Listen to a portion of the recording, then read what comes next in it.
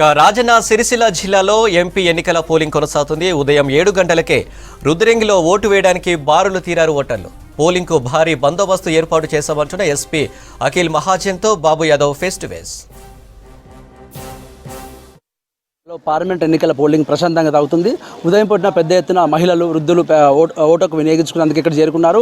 అయితే జిల్లా యంత్రాంగం కూడా ఎన్నికలు సజావుగా సాగేందుకు అటు జిల్లా కలెక్టర్ కావచ్చు, జిల్లా ఎస్పీ కావచ్చు, ఇక్కడ అన్ని రకాల ఏర్పాట్లు చేశారు.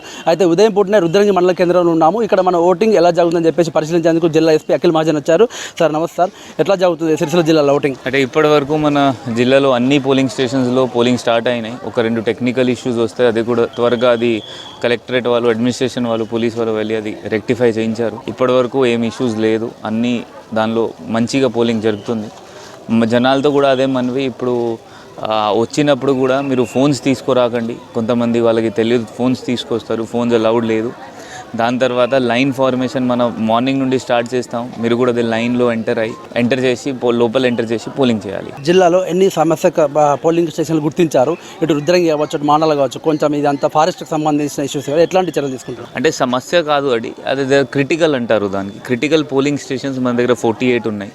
దానిలో మనం బయట నుండి వచ్చిన ఫోర్స్, CISF వచ్చింది, MP పోలీస్ వచ్చింది, వాళ్ళకి పెట్టి ఏర్పాటు చేశాము అక్కడ.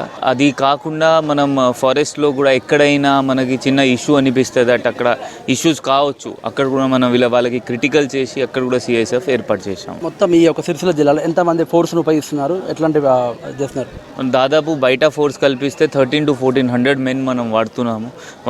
మన ఉద్దేశం ఏంటి అంటే లెజిస్లేటివ్ అసెంబ్లీ మన without any violence free and ఫేర్గా జరిగింది. అది కూడా ఈసారి కూడా మనం గట్టిగా చేసి ఫ్రీ, ఫేర్ అండ్ పీస్ఫుల్గా చేయాలి, మనం పని చేస్తున్నాము దానికోసం. పోలింగ్ అయిపోయిన తర్వాత 6 గంటల తర్వాత ఎక్కడ ఈవీఎంలు ఎక్కడ తరలిస్తారు? ఈవీఎం తరలించేందుకు ఎట్లాంటి ఏర్పాట్లు చేస్తున్నారు? ఇది ఒకసారి పోలింగ్ అయిన తర్వాత 6 అయిన తర్వాత వీళ్ళ గేట్స్, రెవెన్యూ వాళ్ళ గేట్స్ క్లోజ్ చేస్తారు. బయట ఎవరైనా ఉంటే వాళ్ళకి టోకెన్ నెంబర్స్ ఇస్తారు, వాళ్ళు మాత్రమే ఓటింగ్ చేస్తారు. ఓటింగ్ క్లోజ్ చేసిన తర్వాత Vemulawada sub division, Vemulawada constituency, Vemulawada స్కూల్కి పోతుంది.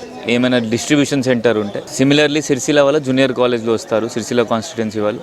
అక్కడ నుండి మనం మొత్తం ప్యాక్ చేసి రిసీవ్ చేసిన తర్వాత వాళ్ళు కరీంనగర్ పోతారు. కరీంనగర్ స్ట్రాంగ్ రూమ్ ఉంది.